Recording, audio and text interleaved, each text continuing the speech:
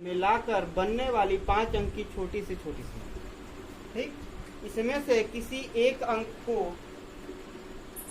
या 2 अंक को 2 बार प्रयोग करना है। तो अंक क्या है हमारा पहला क्वेश्चन का अंक है 5, 1 और 6। हमें बनाना कितने अंक की है? 5 अंक। तो हमारे पास सिर्फ कितने अंक है? 3 अंक है और हमें बनाना कितना है?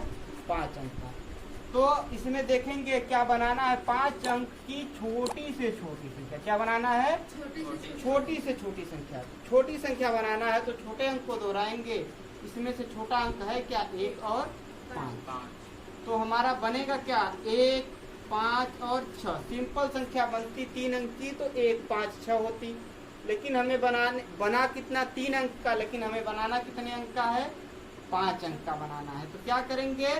छोटी संख्या को रिपीट कर देंगे, दोहरा देंगे। तो 1, 1, 5, 5, 6 यानी 5 अंक की, जो इन अंकों का प्रयोग करके 5, 1 और 6 का प्रयोग करके बनाना है 5 अंक की। तो बनेगी क्या? 1, 1, 5, 5, 6। ठीक, हमारा 2 अंक भी प्रयोग हो गया और 5 अंक की बन भी गई। आगे चलते हैं नेक्स्ट क्वेश्चन की तरफ। संख्याओं 14 और 28 का मौसा 14 है तो लौसा। इसमें एक फार्मूला लगेगा। ठीक, क्या होता है फार्मूला? देखते हैं। ठीक, पहली संख्या, ठीक, पहली संख्या गुणे दूसरी संख्या बराबर लौसा गुणे मौसा। ये फार्मूला होता है। अब हमें इसमें से 3 चीजें दिया हुआ है। एक चीज निकालना है, हमें लौसा निकालना है। पहली संख्या और दूसरी संख्या दिया हुआ है 14 और 28। पहली संख्या है 14, दूसरी है 28। लौसा पूछा है हमारा और मौसा कितना दिया हुआ है? 14। मौसा कितना है? 14। तो इसको इधर मल्टीप्लाई में है, इधर आएगा तो डिवाइड में, यानी यह इधर आएगा तो ये ऊपर है तो इधर आएगा बराबर की इस साइड तो हो जाएगा नीचे। हो जाएगा कितना? 14 गुणे 28 बटे 14। 14 से 14 भाग देने पर कट जाएगा, आ जाएगा कितना? 28। यानी लौसा कितना होगा? 28 आ जाएगा। आगे चलते हैं। ठीक, बारी बारी से प्रत्येक क्वेश्चन को देखेंगे। अगला क्वेश्चन है 4 अंकीय छोटी से छोटी संख्या जो 2, 3, 8 और 10 से पूर्णतया विभक्त हो जाए। ठीक, तो 4 अंकीय छोटी से छोटी संख्या। पहले 4 अंकीय छोटी से छोटी संख्या होगी क्या? 1 के पीछे 3 तो 0 यानी 1000। 4 अंकी बनाना था छोटी से छोटी, यानी 4 अंकी छोटी से छोटी यही होगी। उसके बाद हमें डिवाइड करना है, विभाग, जो छोटी से छोटी संख्या जो इन संख्याओं से पूर्णतया विभक्त हो।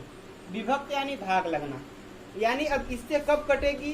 यानी इनका क्या करना होगा? हमें इन सब में से छोटी संख्या यानी लौसा निकालना होगा। ठीक, लौसा बड़ी से बड़ी कहता तो मौसा, छोटी से छोटी कहता है तो लौसा। लेकिन यह अंक न दिया हो। 4 अंक की छोटी से छोटी यानी लौसा ही, और 5 अंक की बड़ी से बड़ी कहेगा या 4 अंक की बड़ी से बड़ी कहेगा तब भी लौसा। सिर्फ बड़ी से बड़ी कहेगा तब मौसा। ठीक, अगर छोटी से छोटी कहा तब तो लौसा निकालेंगे। लेकिन अंकों की बात कर दे कि 4 अंक की, 5 अंक की, 6 अंक की, बड़ी से बड़ी कहे चाहे छोटी से छोटी कहे, जो अंक दिया रहेगा पूर्णतया से विभाज्य हो। ठीक, से यानी जो दी हुई संख्याओं से पूर्णतया विभक्त हो जाए। यानी दी हुई संख्याएं क्या है हमारी? 2 है, 3 है, 8 है और 10। 2, 3, 8 और 10। इन सब से पूर्णतया विभक्त होने वाली संख्या सबसे छोटी संख्या क्या होगी? इनका लौसा ही होगा। ठीक, यानी 2, 3, 8 और 10 से विभक्त होने वाली सबसे छोटी संख्या क्या होगी? इनका लौसा होगी। क्लियर है? ठीक, तो सबसे पहले हम 2 से भाग देते हैं। ठीक, यानी इन सभी संख्याओं में सबसे छोटी संख्या में लौसा लेते हैं तो सबसे छोटी संख्या से भाग देंगे। 2 एकम 2, 3 नहीं कटेगा, जो संख्या नहीं कटेगी उसको ठीक उतार लेंगे। 2 चौके 8, 2 पंचे 10, फिर 2 से कटने वाला 4 है अभी, फिर 2 से 1 3, जो नहीं कटेगा उसको उतारते हुए चलेंगे, कोई दिक्कत नहीं। ठीक, 1 5। अब बचा क्या, 3 और 5, ये तो किसी और से कटेगा नहीं कटेगा, तो इसको अलग भी लिख लेते हैं, कोई दिक्कत नहीं है।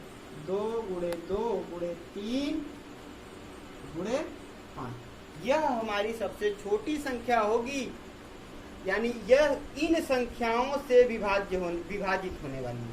ठीक, 2 3 8 और 10 से पूर्णतया विभाजित होने वाली सबसे छोटी संख्या क्या होगी, इनका लसा होगा 120। ठीक, 2 दूनी 4 दूनी 8 त्रिके 24, 24 पंचे 120, यानी यह 3 अंक की संख्या निकला। हमको निकालने कितने अंक की है, 4 अंक की निकालना है। कितने अंक की निकालना है, 4 अंक की। 4 अंक की है क्या ये, नहीं है, तो क्या करेंगे 4 अंक की। अब 4 अंक की सबसे छोटी संख्या क्या थी हमारी, 1000 थी।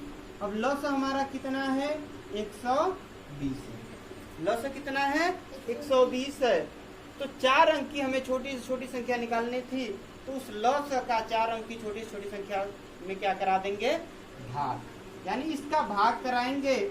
तो भाग कराने पर कितना आएगा शेष, पहले भाग देते हैं। ठीक,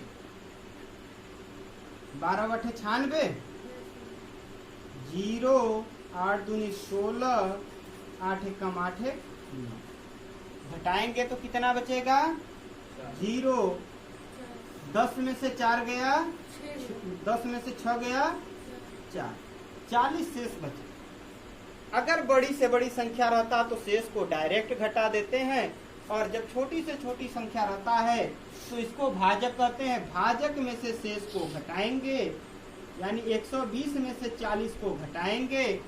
घटाने पर कितना आएगा, 0 8 4 12, यानी 8, 80 शेष, यानी 80 आया। ठीक, घटाने पर कितना आया, 80। अब 4 अंक की छोटी से छोटी संख्या में घटाने पर जितना आएगा उसको क्या करेंगे, जोड़ देंगे। 1000 की 4 अंक की छोटी संख्या, हमने बताया क्या कि लस का भाग करा देंगे 4 अंक की छोटी से छोटी संख्या में, जो कि बोला हुआ है। 4 अंक की छोटी से छोटी संख्या में भाग कराएंगे, शेष कितना आएगा। हमें भागफल से कोई मतलब नहीं है, सिर्फ शेष से मतलब है। अगर यहाँ बड़ी से बड़ी संख्या होती तो डायरेक्ट घटा देते, हमारा आंसर आ जाता। क्लियर। लेकिन जब छोटी से छोटी संख्या रहती है तो क्या करते हैं कि भाजक में से शेष को घटाएंगे, जो आएगा, जो शेष प्राप्त होगा उसको क्या करेंगे, ठीक, छोटी से छोटी जी या बड़ी से बड़ी संख्या जो भी कहेगा, 4 अंक की छोटी से छोटी संख्या में इसको जोड़ देंगे। जोड़ेंगे तो कितना आएगा, 1080, यही हमारा संख्या है। अब अगर इसको 1080 में हम 120 से भाग देंगे तो आसानी से कट जाएगा। न कोई समस्या हो तो आप सीधे भाग दे सकते हैं। 120 में 1080 में भाग कराएंगे, आसानी से कट जाएगा। नहीं कट रहा है तो आपका आंसर गलत है। ठीक, 12 9 108 क्या कट गया, कंप्लीट, यानी हमारा आंसर सही है। कोई दिक्कत, आगे चलते हैं।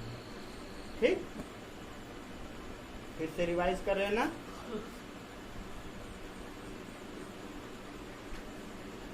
अगला क्वेश्चन है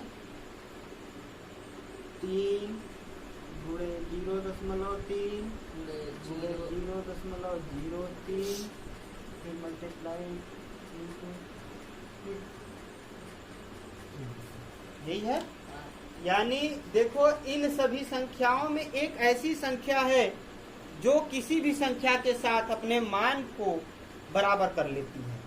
ठीक, यानी अगर हम किसी भी संख्या में 0 से मल्टीप्लाई करेंगे तो वह संख्या क्या हो जाएगी, 0 ही हो जाएगी। यानी अगर 0 में हम 30 का गुणा करेंगे 0, फिर 0 में इसका गुणा करेंगे फिर 0, फिर 0, यानी कुल मिला के अगर कितना भी बड़ा संख्या रहे, अगर हम उसमें 0 से मल्टीप्लाई कर देते हैं तो वैल्यू क्या हो जाती है, 0 आ जाती है। ठीक। Yes sir. और अगर सिंपल करेंगे, अगर मान लेते हैं कि यह 0 न होता तो क्या होता, मान लेते हैं कि यह 0 न होता, ठीक। 0 अगर नहीं होता तो कितना मान होता, तो हम क्या करते, कुछ नहीं करते, सिर्फ वैल्यू सब में देखेंगे 3 कॉमन, इसमें 30 है, इसमें दशमलव है, इसमें भी दशमलव, इसमें 3 है, लेकिन 3 सब में तो कॉमन है, कोई बड़ी संख्या तो है नहीं, एक ही संख्या की बार बार क्या मल्टीप्लाई कर रही। 3 में 3 का गुणा करेंगे, 3 3 के 9, 3 27, 81, और पीछे 1 को 0 है, आगे जितना है बाकी सब है। तो हमें क्या करना है, 810 आया, अब दशमलव के अंकों को क्या करते हैं, गिन करके लगा देते हैं। 1 2 3 अंक, 1 अंक, 2 अंक, 3 अंक, यानी दशमलव 3 अंक पे लगा देते हैं, ठीक। ऐसे होता है मल्टीप्लाई, ठीक, कोई दिक्कत। 3 3 के 9, 3 27, 81, ये पीछे 0 था इसीलिए पीछे लगा है, ठीक, समझ में आया। आगे चले,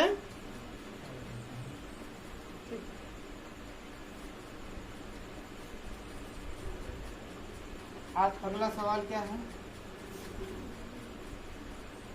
अगला है 2 3 0 भागे 145 बराबर 107, ठीक। पहले हम इसी को हल करते हैं, इस भाग को हम डिवाइड कर सकते, यानी डिवाइड बाई, ठीक, यानी इसको हम बटा भी लिख सकते हैं, कोई दिक्कत नहीं है, ठीक, यानी क्या कहते हैं, भिन्न संख्या में, ठीक। इस भाग का भिन्न संख्या में भी हम मान कर सकते हैं, भाग का मतलब भिन्न हो गया, ठीक। तो क्या हो जाएगा, 2 3 2 0 0 बटे के 145 बराबर 107, ये होगा। इसको हम इसी पे छोड़ दें, कोई दिक्कत नहीं है ना। अब हम जो हमें हल करना है, हल क्या करना है, ठीक, 23.2 बटे के 1.45 का मान क्या होगा, यही तो पूछा है, ठीक। इधर ध्यान से, ठीक, क्योंकि अगर ध्यान हट गया तो क्वेश्चन कब निकल जाएगा पता नहीं चलेगा, ठीक ना। तो क्वेश्चन को ध्यान से देखो और समझो, क्योंकि बिना समझे क्वेश्चन, मैथ ऐसा है बिना समझे आता ही नहीं, उसको अपने पूरे माइंड से, यानी इसमें ज्ञानेंद्रियों का बहुत आवश्यकता पड़ती है, समझना, सुनना और देखना, यह तीनों काम बहुत जरूरी है। यानी आपको समझने के लिए दिमाग की आवश्यकता पड़ेगी, यानी आपकी सोच, ठीक, यानी और देखने के लिए आंख की, अगर आप देखेंगे नहीं तो समझ में नहीं आएगा, सिर्फ सुनने से भी नहीं आएगा या सिर्फ देखने से भी नहीं आएगा, दोनों ज्ञानेंद्रियों का मेल होना चाहिए एक समय पे। ऐसा नहीं कि हम यहाँ पढ़ा रहे हैं ये क्वेश्चन, आप देख रहे हैं इस क्वेश्चन को, तो आपको ये क्वेश्चन नहीं आएगा, ठीक ना। तो क्या करेंगे, भाग करेंगे, बराबर 160 है ना। अब देखो एक चीज याद रखना, जब भी परिमेय संख्या में दशमलव हो, भिन्न संख्या में, ठीक, तो भिन्न संख्या में होगी तो क्या करेंगे, भिन्न का मतलब क्या हुआ, जो भी संख्याएं p/q के रूप में हो, जो भी संख्या p/q के रूप में होती है उसे हम भिन्न संख्या कहते हैं, ठीक। तो पहले क्या करेंगे, यहाँ 1 अंक दशमलव है, नीचे 2 अंक दशमलव है, ठीक, ऊपर 1 अंक, नीचे 2 अंक, ठीक। दशमलव का ये वाला अंक देखेंगे, ये सिर्फ 2 था, ये 4 5 था, ठीक ना।